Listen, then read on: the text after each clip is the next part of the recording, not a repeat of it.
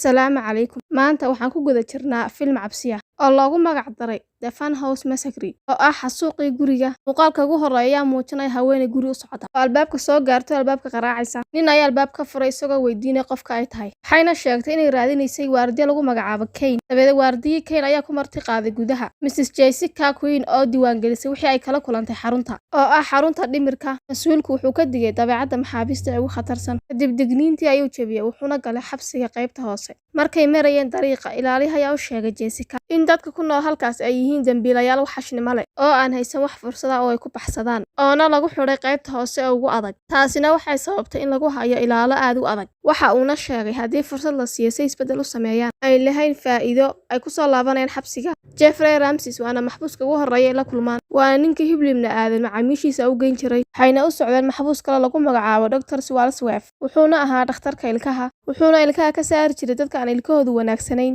halkana maxbuuskii shariifkeed ayaa kasoo qoslay. Waana dambiilihii waalaa qolkiisa ku jiray. Kadib waxay u socdeen in lagu magacaabo Walter Harris oo ahaa tagsiile wuxuuna bini'aadam ka samayn jiray qaab shimbiro. Kadibna waxay u dhaqaaqeen Rocco oo horey u ahaa musharaxa dhulka hoostiisa. Wuxuuna soo saaray dad badan oo ka soo horjeeda Granta. Kadibna xariga musaaracay dad badan ku laayay. Maxbuuska xiga ay la kulmayaanna waa Miniel Dariel. Waxaa lagu qabtay mid ka mid ah istilkii ugu weynaa ee ka dhaca adduunka. Jessica istaag ayay ka dhacday markay maqashay sheekadooda argagaxa leh. In yar kadib waardiye ayaa dib ugu soo celiyay xafiiskiisa. Laga yaabaa inay u timid si ay u sii dayso maxaabiista. Iyadoo xafiiska ku jirta jaakadii ayay iska siibtay kadibna u dhaqaaqday dhinaca ilaaliyaha. Aad ayayna ugu dhawaatay iyadoo duufsanaysa. Isagoo aan dareensanin waxay ka rabto. Waardiye ayay wax ka siibtay iyadoo boorsadeeda ku xidhaysa. Waardiye oo aan weli ku baraarugsaneyn waxa ay samaynayso. Muddo kadib markay hawsheedii dhammaysay, Jessica ayaa gadaal ka soo martay oo ceejisay si ay ugu dhammayso. Kadibna qaadatay furihii ilaalada kale. Kadibna ilaaliyihii kale ayay u dhammaysay si ay u sii dayso maxaabiista. Intaa kadib dhammaan maxaabiistii ayay sii daysay oo ku jirtay xabsiga oo iyaguna isdiyaariyey. Markay salaantay aabaheed oo hadda ay sii daysay. Wax yar kadib muuqaalka xiga waxaan aragnaa booliska oo ku sugan goob fal dambiyeed uu ka dhacay. Kadib guriga ayay soo galeen. Waxa uu sharaxayaa qaabka uu u dhacay dambigu. Kadib aflagaada ayuu sii waday. Kadib si xushmad leh ayay u sheegtay inuu joojiyo. Kadibna waxay u sharaxday dambiga oo dhan. Waxay ka wada hadleen waxa sababay inuu dambigu dhaco. Dambiiluhuna kama unan tegin wax caddaymo ah. Muuqaalka xiga ayaa muujinaya in lagu magacaabo Morgan oo meel fadhiya waxna cunaya. Kadibna waxa uu soo galay hoteelkii uu cuntada ka dalbaday. Kadibna dhawaq ayuu maqlay. Waxauna arkay laba qof oo qol ku jiray. Gabadhan oo lagu magacaabo Jason. Kadib Morgan iska indhatiray iyagoo iska sii socda. Gabadhanna waxay dhamaysay shaqadeedii waxayna u soo baxday si ay waqti ula qaadato saaxiibadeed oo ah Lowry. Dhanka kale, muwaadin sare ayaa ka cawday hilibka. Wuxuuna ka cabanayaa cuntada hoteelka ay u dhigeen. Kadib Morgan ayaa sheegay inay ka qabowdahay. Kadibna wuxuu dib ugu soo celiyaa kulayliyaha. Kadib markuu u keenayna aad ayuu ugu riyaaqay. Intaa kadib Morgan ayaa dib ugu laabtay gabdhihii miiska joogay waxayna dhammaantood daawanayeen warbixin ku saabsan ciribtirka magaalada. Intaas si gudagelin lagii subscribe noo saar dhiirigelin ayay noo tahay. Intaa kadib Christine ayaa soo bandhigtay in dhammaantood ay eegaan goobihii dambiyadu ka dhaceen halka Lowry iyo Morganna ay diideen soo jeedinta. Tani waxay ka caraysiisay Christina waxayna u sheegtay inay wada joogaan hadday rabaanna ay aadaan. Kadib Lowry waxay soo saartaa qashin. Wax yar kadib waxaa si lama filaan ugu soo booda laba wiil oo ah Randall iyo saaxiibkii. Kadib guriga ayay soo galeen waxayna u soo saartay cunto. Intaa kadib Randall saaxiibkii wuxuu u sheegayaa qorshahooda si ay u soo booqdaan gurigii dadka lagu xasuuqayay. Waxayna ku heshiiyeen inay aadaan. Intaa kadib waxaan aragnaa shantii foosha xumeed ee laga soo daayay xabsiga. Waxayna is hortaageen gurigii dhalanteedka ahaa. Waxayna go'aansadeen inay hawshooda halkaa ka sii wadaan.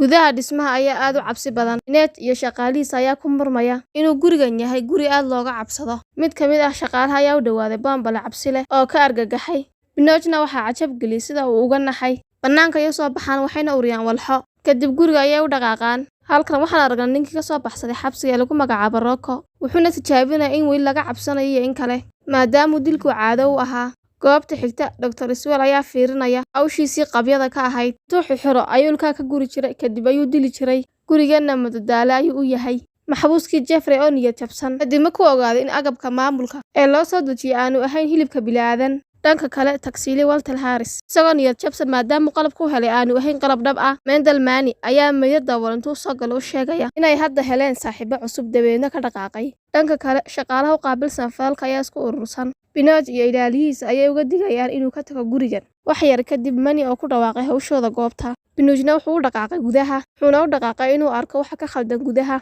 halka maxaabiistii hore ay ku sameynayaan falkii ugu xumaa, waana dhibanayaal qol gaara lagu xidhay. Wax yar kadib Binuuj ayaa soo galay qolka raadiyaha ee degdega, isagoo aan wax fasaxa u haysan. Wax yar kadib wuxuu ogaaday inuu yahay Eileen aabihiis. Wuxuu isku dayay inuu naftiisa kala hadlo dhibaatada. Tani ma shaqaynayso oo waxaa loo qaaday dhinaca qolka xasuuqa si loogu daro dadka dhibanayaasha, waxayna ka ganacsadaan hilibka bini'aadamka iyagoo iska dhigay soo dhoweynta dadka. Rocco wuxuu dib ugu soo noqday ganacsigiisii xafiiska. Kate oo fiirinaysa dadkii la baabi'iyey oo ku saabsan baabi'inta dhawaan dhacaysa. Kadib waxay ka baxday xafiiska. Muuqaalka xiga ayaan aragnaa kooxdii oo bannaanka fadhida, iyagoo ku jira gaari yar oo sheekaysanaya. Waxay ka doodayaan arrimaha dugsigooda. Gaadhiga ayayna u sii kaxeeyaan ilaa gurigii. Dave iyo saaxiibkii Bob oo u sii jeeda gurigii xasuuqa waxay la kulmeen tagsiilihii goobta soo dhoweynta. Ayay in yar la sheekaysteen kadib waxay soo galeen gurigii. In yar kadib dhalinyaro dad waaweyn ayaa soo galay gurigii. Dadkii ayay dejiyeen halka dambiilayaasha dhabta ay isku diyaarinayaan bandhiga si ay dadka u xasuuqaan. Dave iyo Bob ayaa ah martigeliyaha, waxayna ka wada hadlayaan arrimo la xidhiidha xaqjirnimada.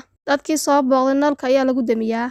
Mugdiga dhexdeeda qol gaara ah nin ayaa laga saaray. Cidina ma ogaanin, kaliya way ku qosleen. Cidina ma fahansano qorshahooda. Gerardo ayaa bannaanka u baxay kadibna wuxuu dib ugu laabtay kooxdiisii. Kooxda inteeda kalena waxay degeen saldhig. Booliskii Kate ku-xigeenka ahaa ee lagu magacaabo Doyle, isagoo ku ciyaaray kombiyuutarkiisa ayuu taleefan u soo dhacay. Wuu ka qabtay kadib waxaa loo sheegay waxa ka socda guriga xasuuqa, laakiin wuxuu mooday wiciis khiyaano loo dhigayo. Kooxdiina waxay toos u galeen qolka, iyagoo u malaynaya ciyaar laakiin dadka la laynayo. Kooxdiisa u soo socotay waxa u soo galeen kooxdii dambiilayaasha ugu waaweynaa oo dadka ku soo xareynaya bambalo la qalaya aysan ahayn bambalo ay tahay dadka. Si kastaba ahaatee, dhacdadii habeenkaas waxay moodayeen inay tahay madadaalo. Kooxda ayaa ka soo baxday gurigii madadaalada ahaa, waxayna ka tageen Laurie. Dhanka kale, Rocky wuxuu xidhay albaabadii. Dheerina weli wuxuu ku jiraa gaadhiga, wuxuuna la hadlayaa hooyadii. Dib markuu soo afjaray muuqaalka xiga ayaan ku aragnaa Jason iyo Laurie oo musqusha soo galay. Iyagoon la socon ayay Jessica daba gashay, waxayna fiirinaysaa si ay u dhaqmayaan. Kadib booliskii ayaa dib ugu soo laabtay xafiiskiisii. Doyle ayaa helay wicitaan dhab oo ku saabsan xaaladda guriga. Markan waxa uu jaray taleefanka. Wuxuu u maleeyay inay tahay wicis kale oo isjiid ah. Laurie iyo Morgan oo isaga madadaaloonaya gurigii, iyagoo ka hadlaya noloshooda gaarka. Wuxuuna ka hadlayaa waxa uu dareemay markuu gurigan soo galay. Iyagoo niyad wanaagsan habeenkaa kadib nimankii kale waxay ku biireen Laurie iyo Morgan. Musqusha dhexdeeda Jessica waxay weerartay Christina, wayna islaayeen.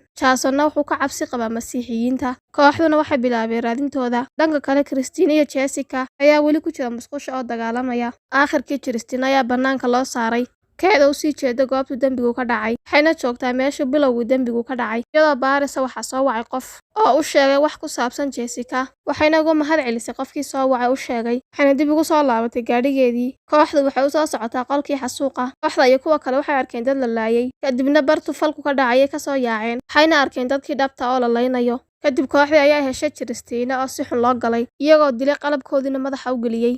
Dabeedna hal mar ayay wada yaaceen, waxayna u yaaceen albaabka si ay u ogaadaan inuu xidhan yahay iyo in kale. Rocco oo soo saaray Randall, mid ka mid ah dhalinyaradii ayaa la qaraacay. Kate ayaa xafiiska timid, waxayna ku wargelisay Doyle inay tagaan xarunta si ay u baadhaan. Doyle ayaa aad ugu farxay markuu jaakadiisii soo qaaday oo uu raacay iyada. Aan dib ugu noqono dilaagii weynaa wuxuu eryanayaa Morgan iyo kooxdii kale. Gerardo gaarigiisa wax argagax leh ee kaag dhaqaaqay. Aad ayuu argagaxay, wuxuuna isku dayay inuu uga digo kooxda kale. Doyle iyo Kate waxay ogaadeen dadkii la dilay, waxayna ogaateen dhowr qof la dilay, qaarna gudaha la geliyey. Aad ayay xaaladdu u xumaatay, kadibna way ka baxday. Morgan wuxuu helay wadadii uu u mari lahaa Kate iyo Doyle. Morgan ayuu si lama filaan ah uga toogtay gacantiisa midig. Way raali geliyey markii ogaaday inuu yahay Morgan. Gerardo wuxuu ku soo laabtay gurigii. Laurie ayaa xagga dambe kaga timid Dr. Swaff, isagoo mid dhibaato u geynaya ayay xagga dambe kaga dhufatay, waxayna badbaadisay dhibanihii qaliinka loo geysanayay. Kadib markuu soo laabtay masraxa martida loo ahaa, Dave iyo Bob waxay soo saareen Mentamali. Qof walina si farxad leh ayay u daawanayaan, waxaana ka dambeeyay kooxdii booliska iyo kooxdii kale. Morgan Laurie waxay caawisay dhibanihii ilkaha laga guray. Kadib mid jilaac ayaa ka soo horbaxay oo ku dhuftay.